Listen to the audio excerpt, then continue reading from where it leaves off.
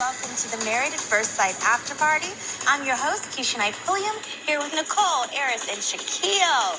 Welcome to the After Party, guys. Hey. You ready for the episode tonight? Ooh, we ready. Everyone is navigating very different issues in their marriage. So with that, how are you feeling as decision day approaches?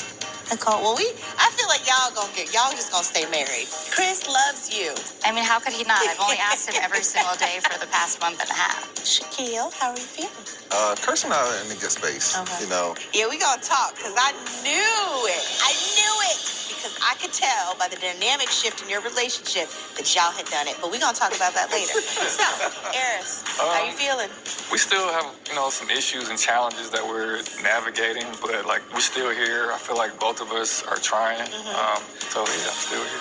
Okay, well, on that note, Eris, you and Jasmine got into an argument while you were line dancing. So, we are calling tonight's signature cocktail the Misstep Mule. I like that. This classic Kentucky mule contains bourbon and lime juice topped with ginger beer. Cheers, everyone. Clink, Clink, clink. clink, clink, And I'm clink, just clink. having the ginger beer. Okay. So let's get started. Nicole, you've been working through some body image issues, so you sought advice from a different kind of expert in tonight's episode. Let's take a look at that. This is a great way to start off saying, I appreciate my body. Yes. As you're walking in, let's see. Let me It's just... a good entrance point. I like a prop. So you're gonna, walk out, hello, honey. Spray a little perfume on, do a little sexy walk, and then you're gonna start untying things so he can see it. And then the next thing you know, there goes the rope. So you looked absolutely beautiful. So I thought I'd throw that out there for you. And this scene definitely has the viewers talking. And Alicia from Boulder, Colorado says, I'm honestly praising Nicole for being so open when it comes to her struggles with her body image. It's an issue so many women face, and it is not easy to talk about. But how are you feeling? Tell me your emotions as you were lingerie shopping. I was pretty uncomfortable lingerie shopping with cameras around, quite frankly. Okay. I don't really see myself as this seductive sexual person, so lingerie just isn't in my wheelhouse. But this is a journey I've been on for many years of self-love, and the only way for me to fully learn to love myself as I am is to talk about it. If I can even help one person feel like they're not alone, then it's all worth it. And plus, Chris don't mind a bit. He likes it all. He likes it, all so that's what matters. So, Shaq, what do you think of Nicole specifically?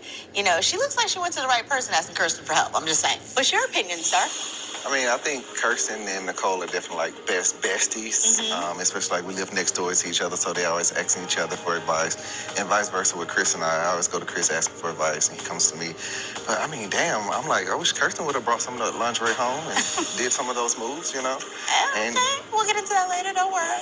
So, Nicole, what was his response to the lingerie? He was a fan. I don't know that it is wearable a second time, but... Chris! Okay, Chris. Return policy. You have surprised me, Chris.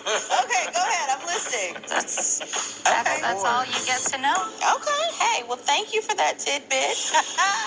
Well, marrying a stranger is tough, and sometimes you need to call in the reinforcements for help. Take a look at this clip.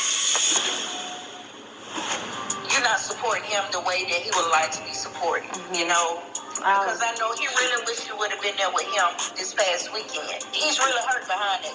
He really is. I just want to let you know he is, We had a long conversation about that, and I even apologized to him. I was like, well, I'm sorry I wasn't there physically. We just had a miscommunication. All right, let's get into this. So, I had Kirsten on last week, right?